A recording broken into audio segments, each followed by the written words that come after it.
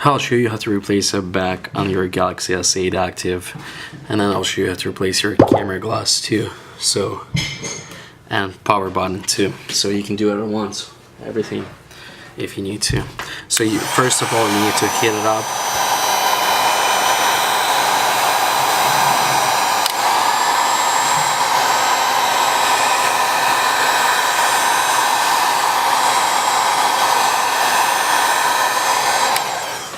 Okay, once you heat it up, you can do it always differently, always different use, as long as it's warm enough or you feel it's enough. Then just start from one of the corners. I usually start in the one of the corners. I use knife just to cover it up, as you can see right here, just to pop it up, and then I have a tool to stick it in under.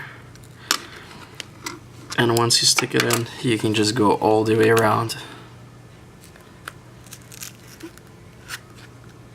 Don't go too deep because you have a cable connected to the fingerprint. So just go all the way around.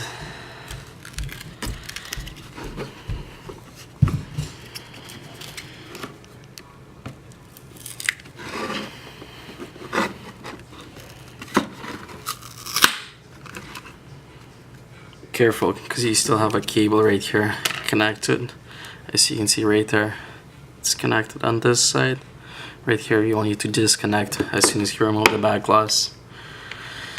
And then you can just pull out that camera glass.